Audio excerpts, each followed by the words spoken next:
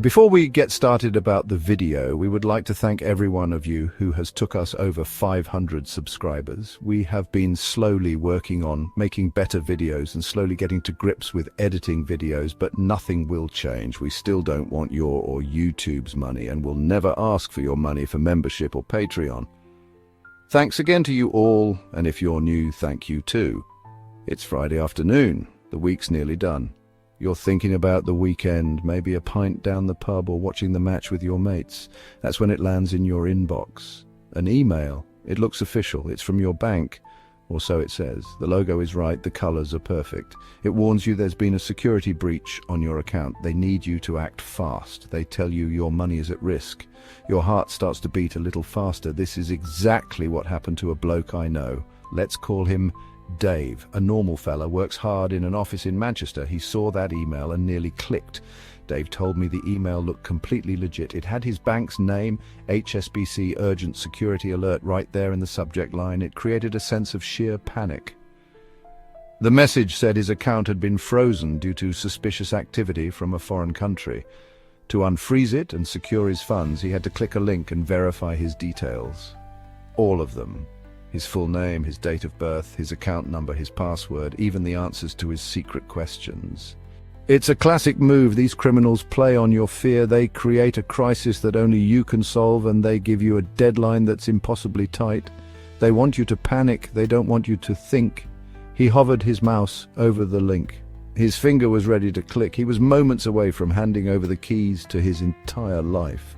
Everything he'd worked for gone in an instant.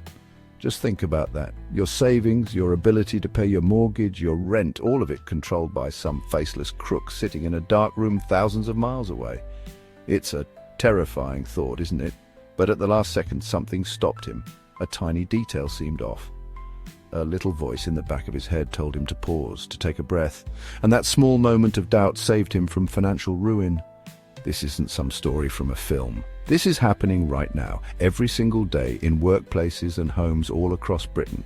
These scammers are relentless. They are clever, and they are targeting you. They don't care about your family or your future. To them, you're just a number, a target, a potential payday. Dave was lucky. He dodged a bullet, but many aren't so fortunate. That's why you need to understand the game they're playing. You need to know their tricks. You need to be ready to spot the signs before it's too late. It's a war being fought in our inboxes, and you're on the front line. So what is this trick they use? It's called email spoofing. It sounds technical, but it's simple. It's like a digital forgery. A criminal sends an email that looks like it's from someone else. They can fake the sender's name and email address. So you get an email that says it's from HMRC or your boss or Royal Mail, but it's not. It's from a con artist. They are wearing a digital mask. They are hiding their true identity to gain your trust. It's the first step in their plan to get inside your head and ultimately inside your wallet. The technology to do this is surprisingly easy to get hold of. Imagine you get an email from billing at amazon.co.uk. It says there's a problem with your latest order.